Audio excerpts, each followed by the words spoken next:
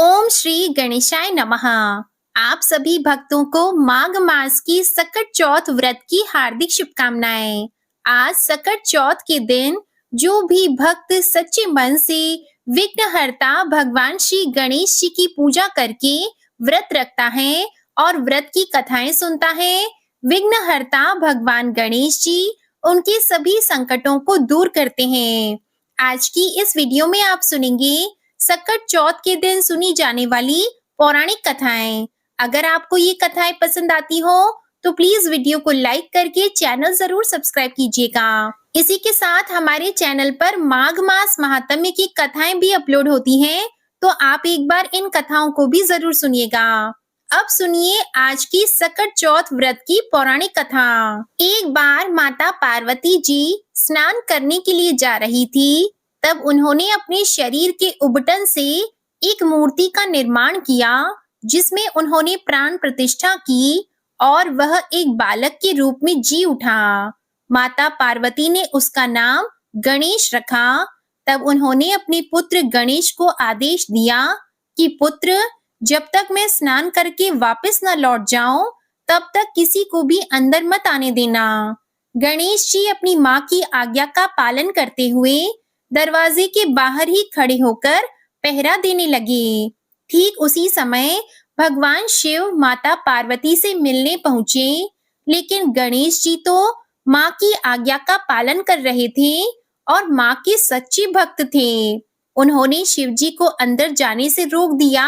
पहले तो भगवान शिव ने उस बालक को प्यार से समझाया, लेकिन जब वह नहीं माना, तब भगवान शिव ने क्रोधित होकर त्रिशूल से बालक गणेश की गर्दन धड़ से अलग कर दी। इधर पार्वती जी ने बाहर से ही आ रही आवाजें सुनी, तो भागती हुई स्नान घर से बाहर आई। बाहर आकर देखा तो उनके पुत्र गणेश की तो गर्दन कटी हुई है। यह देखकर वे घबरा गई और कहने लगी। भगवान शिव को उन्होंने बताया कि यह उनका अपना पुत्र है। भगवान को जब पता चला तो उन्हें बहुत ही पश्चाताप हुआ। माता पार्वती भगवान शिव से अपने बेटे के प्राण वापस लाने की विनती करने लगी। तब भगवान शिव ने माता पार्वती की बात मानते हुए बालक गणेश को जीवन दान तो दे दिया, लेकिन गणेश जी की गर्दन की जगह एक हाथी के बच्चे का सिर लगाना पड़ा। उसी दिन से सभी महिलाएं अपने बच्चों की रक्षा के लिए गणेश चतुर्थी का व्रत रखती हैं और उसी दिन के बाद से भगवान गणेश का नाम गजानन भी पड़ गया। संकष्टी चतुर्थी व्रत की दूसरी कथा मिट्टी के बर्तन बनाने वाले एक कुम्हार से जुड़ी है। इस कथा के अनुसार एक बार एक राज्य में एक कुम्हार रहता था। एक दिन वह मिट्टी के बर्तन पकाने के लिए आवा लगा रहा था। आवा कहते हैं मिट्टी के बर्तन पकाने के लिए आग जलाने को। अब उसने आवा तो लगा दिया, लेकिन उसमें मिट्टी के बर्तन पके नहीं। कुम्हार बार बार प्रयास करता रहा, लेकिन मिट्टी के बर्तन हर बार कच्चे ही रह जाते। यह देखकर कुम्हार बहुत ही परेशान हो गया। वह राजा के पास गया। तब राजा ने राजपुरोहित को बुलाकर कोई उपाय सुलझाने के लिए कहा।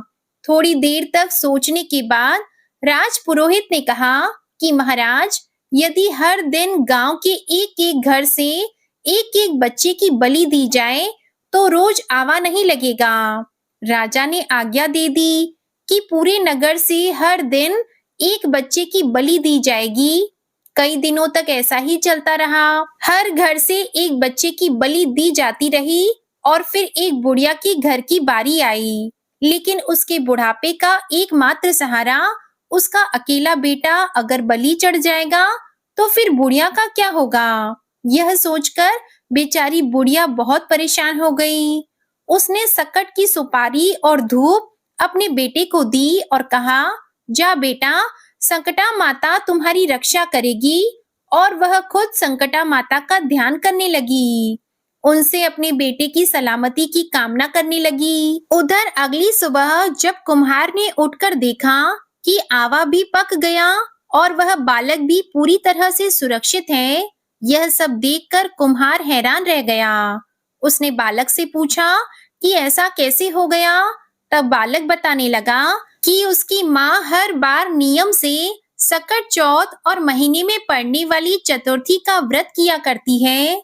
संकटा माता की कृपा से इसी कारण वह जीवित बच गया है और फिर संकटा माता की कृपा से नगर के वे अन्य सभी बालक जिनकी बलि दी गई थी, वे सभी भी दोबारा जी उठे। पौराणिक मान्यताओं के अनुसार उसी दिन से खासकर सकट चौथ के दिन माएं अपने बेटों की लंबी उम्र की कामना से भगवान श्री गणेश की पूजा और व्रत करती है। अब सुनिए सकट चौथ के दिन सुनी जाने वाली देवरानी और जेठानी की कथा। सकट चौथ की पौराणिक कथा के अनुसार एक बार एक शहर में देवरानी और जेठानी रहा करती थी। जेठानी अमीर थी और देवरानी बहुत गरीब थी। देवरानी गणेश जी की बड़ी भक्त थी। देवरानी का पति जंगल से लकड़ियां काट कर लाता, उन्हें शहर में जाकर बेचता। इस प्रकार उनका जीवन चल रहा था। देवरानी का पति अक्सर बीमार रहता था। तब देवरानी जेठानी के घर का सारा काम करती और बदले में जेठानी उसे बचा हुआ खाना, पुराने कपड़े आदि दे देती। इसी से किसी तरह देवरानी का परिवार चल रहा था। माघ के महीने में देवरानी ने तिल चौथ का व्रत किया। 5 आने का तिल और गुड़ लाकर तिलकुट बनाया। पूजा करके तिल चौथ की कथा सुनी और फिर तिलकुटा छीके में रख दिया। क्योंकि सकट चौथ का व्रत बिना चंद्र देवता को अर्घ दिए अधूरा माना जाता है, तो देवरानी सोचने लगी कि चंद्रमा उदय होने पर पहले तिलकुट और उसके बाद ही वह कुछ और खाएगी। कथा सुनकर वह जेठानी के यहाँ चली गई। खाना बनाकर जेठानी के बच्चों से उसने खाना खाने के लिए कहा। तब बच्चे कहने लगे कि माँ ने व्रत किया है और माँ भूखी है। जब माँ खाना खाएगी तब हम भी खा लेंगे। जेठ जी को खाना खाने के लिए कहा तो जेठ जी कहने लगे कि मैं अकेला नहीं खाऊंगा, जब चांद निकलेगा तभी सब खाएंगे, तब मैं भी खा लूंगा। जेठानी ने उससे कहा कि आज तो किसी ने भी अभी तक खाना नहीं खाया, तो मैं तुम्हें कैसे दे दूं? तुम सुबह सवेरे आकर बचा हुआ खाना ले जाना, क्योंकि हर दिन तो जेठानी रात का बचा हुआ खाना या सुबह का बचा हुआ खाना अपनी देवरानी को दे दिया करती थी। इधर देवरानी के घर पर उसका पति और बच्चे बेचारे सब आस लगाए हुए बैठे थे कि आज तो त्योहार है, इसलिए कुछ आज पकवान आदि खाने को मिलेगा। देवरानी बिना खाने के जब अपने घर लौटी और बच्चों को पता चला कि आज तो पकवान क्या रोटी भी खाने को नहीं मिलेगी, तो सारे बच्चे उदास हो गए और भूख के मारे रोने लगे। उसके पति को भी बहुत गुस्सा आया। उसका पति गुस्से में कहने लगा कि सारा दिन काम करके भी तुम 2 रोटी नहीं ला सकती, तो काम ही क्यों करती हो? पति ने गुस्से में आकर पत्नी को कपड़े धोने के धोवन से मारा। धोवन हाथ से छूट गया तो पाटे से मारा। अब वो बेचारी देवरानी गणेश जी को याद करती हुई रोते रोते पानी पीकर ही सो गई। उस दिन गणेश जी देवरानी के सपने में आए और कहने लगे, धोवने मारा, पाटे मारा, सो रही है या जाग रही है? देवरानी कहने लगी, कुछ सो रही हूँ, कुछ जाग रही हूँ। तब गणेश जी फिर से बोले, भूख लगी है, कुछ खाने को दे। देवरानी कहने लगी, क्या दूं? मेरे घर में तो अन्न का एक दाना भी नहीं है। जेठानी बेचारी बचा कुचा खाना देती थी, आज वो भी नहीं मिला। पूजा का बचा हुआ तिलकुटा छीके में पड़ा है, वही खा लो। तिलकुटा खाने के बाद गणेश जी फिर से कहने लगे, धोवने मारा, पाटे मारा, निपटाई लगी है, कहाँ निपटूं? तो देवरानी बोली, यह पड़ा घर, जहाँ इच्छा हो वहीं निपट लो। फिर गणेश जी बच्चे की तरह कहने लगे, अब हाथ कहाँ पोंछूं? नींद में मगन देवरानी को अब बहुत गुस्सा आया। वह सोचने लगी कि कब से तंग किए जा रहे हैं, तो उसने गुस्से से कहा कि मेरे सिर पर पोंछ लो, और कहाँ पोंछोगे? इतना सब होने के बाद में देवरानी के घर तो चमत्कार हो गया। देवरानी जब सुबह उठी तो देखकर हैरान रह गई कि उसका पूरा घर हीरे मोती से जगमगा रहा है। उसके सिर पर जहाँ विनायक जी पोंछे थे, वहाँ तो हीरे के टीके और बिंदी जगमगा रही थी। उस दिन देवरानी अपनी जेठानी के यहाँ काम करने के लिए नहीं गई। बड़ी देर तक देवरानी की राह देखने के बाद जेठानी ने अपने बच्चों को देवरानी को बुलवाने के लिए भेजा। जेठानी सोच रही थी कि शायद मैंने कल अपनी देवरानी को खाना नहीं दिया, हो सकता है इसलिए मेरी देवरानी बुरा मान गई है, इसलिए वह आज नहीं आई होगी। तो बच्चे बुलवाने गए तो कहने लगी, चाची चलो, माँ ने बुलाया है, सारा काम पड़ा हुआ है। देवरानी बोली, अब उसकी जरूरत नहीं है, मेरे घर में अब सब कुछ है। गणेश जी भगवान ने मुझ पर बड़ी कृपा की है। अब बच्चे अपने घर गए। घर जाकर अपनी माँ को बताया कि माँ, चाची का घर तो पूरा हीरे मोतियों से जगमगा रहा है। अब उनका घर पहले की तरह टूटा फूटा नहीं रहा। जेठानी ने यह सुना तो उसे विश्वास नहीं हुआ। वह सोचने लगी, बच्चे मजाक कर रहे होंगे। फिर वह दौड़ी दौड़ी अपनी देवरानी के घर आई और जो कुछ उसने देखा, उसकी आंखें खुली की खुली रह गई। वह देवरानी से पूछने लगी, अरे यह सब कैसे हुआ? तब देवरानी तो बड़ी सीधी सादी थी, बहुत भोली थी। उसने उसके साथ जो कुछ हुआ सब कुछ अपनी जेठानी से कह दिया। जेठानी बड़ी चालाक थी। घर लौटकर जेठानी ने अपने पति से कहा कि आप मुझे धोवने और पाटे से मारो। उसका पति कहने लगा, अरे भली मानस, मैंने तो तुम्हारे ऊपर कभी हाथ तक नहीं उठाया, मैं भला तुम्हें धोवने और पाटे से कैसे मार सकता हूँ? लेकिन जेठानी मानी ही नहीं और वह जिद करने लगी कि मुझे पीटो। तब मजबूरन उसके पति को उसे मारना ही पड़ा। अब उसने ढेर सारा घी डालकर चूरमा बनाया और छीके में रखकर सो गई। रात को चौथ विनायक जी सपने में आए और कहने लगे, भूख लगी है, क्या खाऊं? तो जेठानी कहने लगी, हे गणेश जी महाराज, मेरी देवरानी के यहाँ तो आपने सूखा तिलकुटा खाया था। मैंने तो ढेर सारा घी डालकर चूरमा बनाकर आपके लिए छीके में रख दिया है। फल और मेवे भी साथ में रखे हैं। हे गणपति जी, जो चाहे वो आप खा लीजिए। सारा चूरमा खाने के बाद गणपति जी कहने लगे, अब निपटे कहाँ? तो जेठानी कहने लगी, उसके यहाँ तो टूटी फूटी झोपड़ी थी, मेरे यहाँ तो कंचन का महल है, जहाँ चाहे निपट लो। तब गणेश जी ने पूछा, अच्छा ठीक है, अब बताओ मैं पोंछूं कहाँ? तो जेठानी कहने लगी, मेरे माथे पर बड़ी सी बिंदी लगाकर पोंछ लो। जेठानी तो बहुत चालाक थी। उसके मन में धन का लालच भी था। धन की लालची जेठानी सुबह सुबह बड़ी जल्दी उठ गई और सोचने लगी कि आज तो मेरा घर हीरे जवाहरात से भर चुका होगा और मैं तो देवरानी से ज्यादा अमीर बन जाऊंगी। लेकिन जब वह सुबह उठी तो उसने देखा हीरे मोती की जगह उसके घर में तो गंदगी फैली हुई थी और बड़ी तेज बदबू आ रही थी। उसके सर पर भी बड़ी सी बिंदी की जगह गंदगी लगी हुई थी। तब उसने कहा, हे गणेश जी महाराज, यह आपने क्या कर दिया? मुझसे रूठे और देवरानी पर टूटे। जेठानी बहुत दुखी हो गई। उसे गुस्सा भी आ रहा था। जेठानी ने किसी तरह अपने घर की सफाई करने की कोशिश की, लेकिन गंदगी तो और ज्यादा फैलती गई। उधर जेठानी के पति को जब मालूम हुआ तो वह भी बहुत गुस्सा हुआ और कहने लगा कि तेरे पास तो इतना सब कुछ था, फिर भी तेरा मन नहीं भरा। जेठानी के पति ने भी उसे ताना दे दिया। परेशान होकर चौथ के गणेश जी से वह विनती करने लगी। तब गणेश जी ने कहा, देवरानी से जलन के कारण तूने जो कुछ किया था, यह उसी का फल है। अब तू अपने धन में से आधा धन उसे देगी, तभी यह सब गंदगी साफ होगी। जेठानी ने किसी तरह अपना आधा धन बांट दिया, किंतु मोहरों की एक हांडी चूल्हे के नीचे उसने गाड़ कर रख दी थी। उसने सोचा, इसका पता तो किसी को नहीं चलेगा, और उसने वह छुपाया हुआ धन बांटा ही नहीं।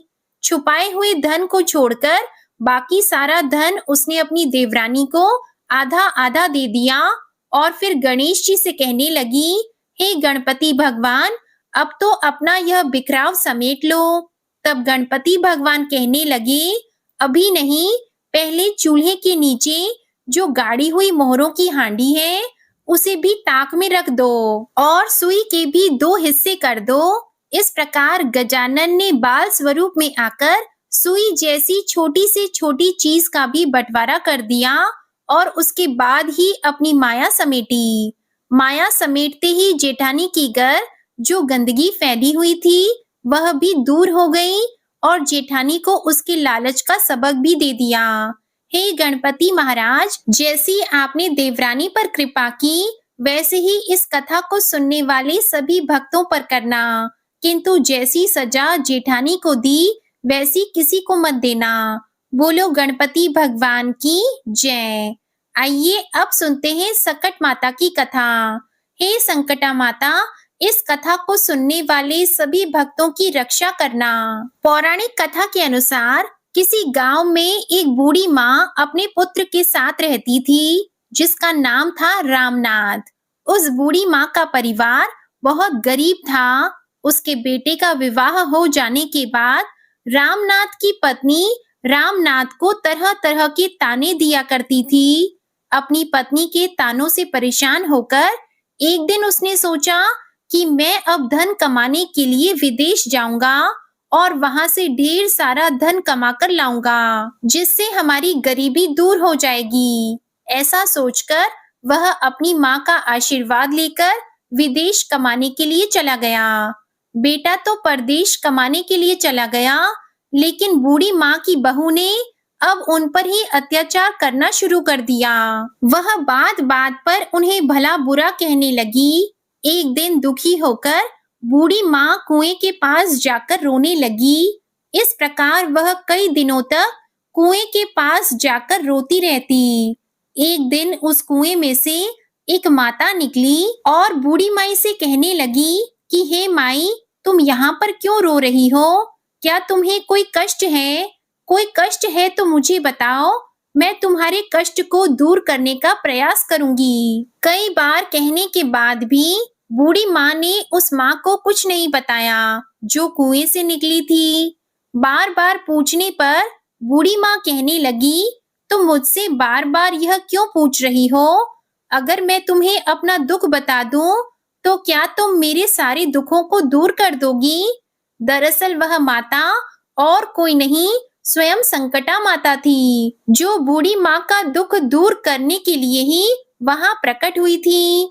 तब संकटा माता उनसे कहने लगी कि तुम मुझे अपना दुख बताओ, मैं तुम्हारे दुखों को अवश्य ही दूर कर दूंगी। जब बूढ़ी माई कहने लगी, मेरा एक ही बेटा था, वह धन कमाने के लिए परदेश चला गया है और उसके जाने के बाद यहाँ मुझे मेरी बहू खूब ताने मारती है। मेरा ध्यान रखने की बजाय मुझे खूब सताती है, जिससे परेशान होकर मैं रोज यहाँ कुएं के पास आकर रोकर अपना दुख दूर कर लेती हूँ। मेरा मन भी हल्का हो जाता है। तब संकटा माता उन बूढ़ी माँ से कहने लगी कि यहाँ पास ही के जंगल में एक संकटा माता का मंदिर है, तुम उनकी पूजा करो, उन्हें अपना दुख बताओ, उनसे प्रार्थना करो कि वह तुम्हारे संकटों को दूर कर दें। जो भी संकटा माता की पूजा करता है और व्रत रखता है वह उनके सभी संकटों को दूर कर देती है। संकटा माता बहुत ही दयालु है। वह निर्धन व्यक्तियों को धनवान बनाती है, निसंतान लोगों को संतान देती है। वह तुम्हारे संकटों को भी अवश्य दूर करेंगी। तब यह बात सुनकर बूढ़ी माँ ने सोचा कि अब तो मैं संकटा माता की पूजा और व्रत अवश्य करूंगी। कुछ ही दिनों के बाद माघ मास के कृष्ण पक्ष की चतुर्थी तिथि को बूढ़ी माँ ने संकटा माता का व्रत रखा। संकटा माता का व्रत रखने से संकटा माता प्रसन्न हुई और प्रकट होकर उन्होंने बुढ़िया से कहा कि तुम्हें किस प्रकार का दुख है, मैं तुम्हारे सभी दुखों को अवश्य दूर करूंगी। तब बूढ़ी माई ने संकटा माता को अपनी पूरी कहानी, अपना पूरा दुख बता दिया। वह कहने लगी कि मेरा बेटा परदेश में कमाने के लिए चला गया है। मेरी बहू मुझे बहुत परेशान करती है। मैं इसी कारण दुखी हूँ और हर दिन रोया करती हूँ। अगर आप मेरा दुख दूर कर सकती है तो बस मेरा बेटा परदेश से कमाकर वापस आ जाए और मेरी बहू भी मुझ पर अत्याचार करना बंद कर दे तो मेरे जीवन से सारे दुख दूर हो जाएं। यह सुनकर संकटा माता ने उस बूढ़ी माँ से कहा कि आप घर वापस जाओ और मेरी पूजा करो। तुम्हारा लड़का सकुशल घर वापस आ जाएगा। मेरी पूजा करना और सुहागिन स्त्रियों को अपने घर पर भोजन कराने के लिए बुलाना। जब तुम ऐसा करोगी तब तुम्हारा पुत्र अवश्य ही तुम्हारे घर वापस लौट आएगा और तुम्हारी बहू को भी सद्बुद्धि मिल जाएगी। संकटा माता के कहे अनुसार उस बूढ़ी माई ने व्रत किया और सुहागिनों को भोजन कराने की तैयारी में लग गई। बूढ़ी माई जब सुहागिनों को भोजन कराने के लिए लड्डू बना रही थी तब 7 लड्डू की जगह 8 लड्डू बन गए। तब बूढ़ी माई को यह बात सताने लगी कि ऐसा कैसे हो गया, मुझसे गिनती गिनने में गलती क्यों हो गई। उसी समय संकटा माता उस बुढ़िया के पास आई और बुढ़िया से कहने लगी कि तुम परेशान क्यों हो। आज तुम्हारे घर पर इतना बड़ा उत्सव है और तुम दुखी दिखाई दे रही हो। तो बुढ़िया कहने लगी कि मैंने तो सुहागिन महिलाओं के लिए लड्डू बनाकर रखे और मैंने गिनकर लड्डू बनाए थे, फिर भी वह 7 की जगह 8 बन गए हैं। इसी कारण मैं परेशान हूँ। तब संकटा माता कहने लगी कि क्या तुमने किसी बुढ़िया को भी आमंत्रित किया है। तब तो बुढ़िया कहने लगी नहीं तो मैंने तो किसी भी बुढ़िया को आमंत्रित नहीं किया। परंतु आप कौन हैं?